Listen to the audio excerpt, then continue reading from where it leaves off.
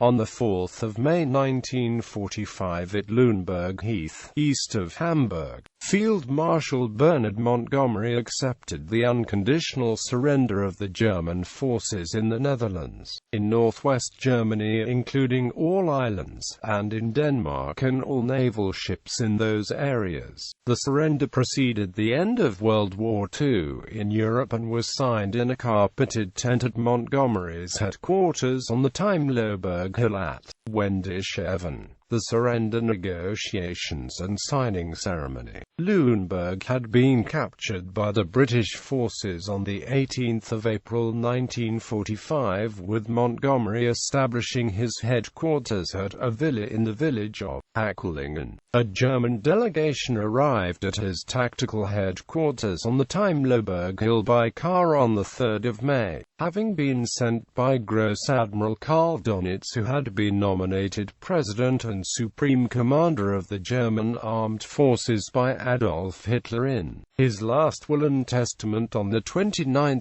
April. Donitz was aware of the Allied occupation zones intended for Germany from a plan that had fallen into German hands. He therefore hoped that protracted partial and local surrender negotiations might buy time for troops and refugees in the East to seek refuge from the Red Army, whilst holding open a pocket to provide sanctuary on the west bank of the River Elbe. Donitz did not think it appropriate to negotiate personally with the Field Marshal, as he had become the head of state following the death of Adolf Hitler. He therefore sent the delegation headed by the new Commander-in-Chief of the German Navy, Admiral Hans-Georg von Friedeburg. Montgomery refused an initial offer to surrender Army Group Vistula, which was being cut off to the east by the Red Army, and demanded the unconditional surrender of all forces on his northern and western flanks.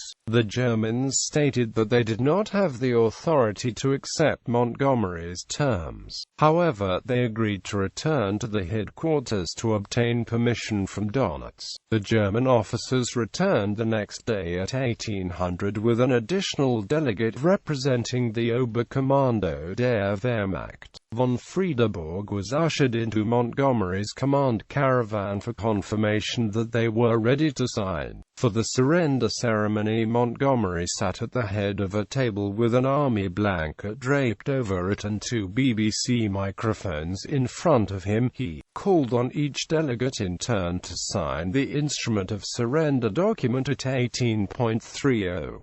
The surrender ceremony was filmed by the British Pathé News, and recorded for broadcast on radio by the BBC, with a commentary by the Australian war correspondent Chester Wilmot. The American CBS correspondent Bill Downs was awarded the National Headliners Club Award for his broadcast coverage of the surrender after months of following Montgomery's campaign. In a report reprinted in the New York Times, Bill Downs described the surrender negotiations. After lunch, Field Marshal Montgomery called the Germans back for further consultation, and he delivered his ultimatum. He told the Germans, "You must understand 3 things. Firstly, you must surrender to me unconditionally all the German forces in Holland, Friesen and the Frisian Islands and Helgoland, and all other islands in Schleswig-Holstein and in Denmark. Secondly, when you have done that, I am prepared to discuss with you the implications of your surrender, how we will dispose of those surrendered troops, how we will occupy the surrendered territory, how we will deal with the civilians, and so forth. And my third point, if you do not agree to point 1, the surrender, then I will go on with the war, and I will be delighted to do so." Monty added, as an afterthought, "All your soldiers and civilians may be killed. The instrument of surrender. The German command agrees to the surrender of all German armed forces in Holland, in northwest Germany including the Frisian Islands and Heligoland and all other islands,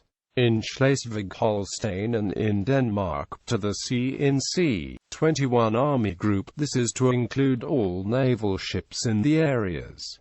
these forces to lay down their arms and to surrender unconditionally all hostilities on land, on sea, or in the air by German forces in the above areas to cease at 0800 hours. British double summer time on Saturday, the 5th of May 1945. The German command to carry out at once, and without argument or comment, all further orders that will be issued by the Allied powers on any subject. Disobedience of orders, or failure to comply with them, will be regarded as a breach of these surrender terms and will be dealt with by the Allied powers in accordance with the accepted laws and usages. If war, this instrument of surrender is independent of, without prejudice to, and will be superseded by any general instrument of surrender imposed by or on behalf of the Allied powers and applicable to Germany and the German armed forces as a whole.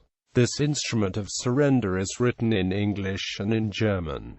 English version is the authentic text. The decision of the Allied powers will be final if any doubt or dispute arises as to the meaning or interpretation of the surrender terms.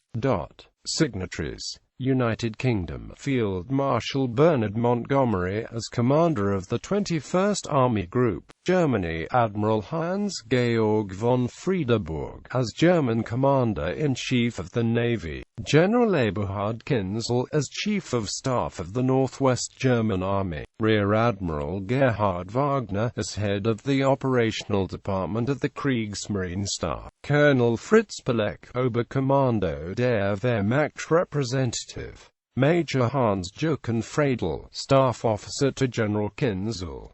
Aftermath. Admiral von Friedeburg went on to sign the German Instrument of Surrender preparatory to the ending World War II in Europe on the 7th of May at Reims in France, and signed again on the 8th of May with the Supreme High Command of the Red Army, French and U.S. representatives in Berlin. Both Admiral von Friedeburg and General Kinzel committed suicide on the 23rd of May 1945. After the war, a monument was erected by the British on what they now called Victory Hill. The monument was dismantled in 1958 and rebuilt at the Royal Military Academy, Sandhurst. Today the spot lies in an out-of-bounds military area and is not accessible to the public. In 1995 another monument was erected on the edge of the Timeloberg, outside the restricted area. The last survivor of the negotiations was one of Montgomery's interpreters, Derek Nee, who died aged 91 in 2014.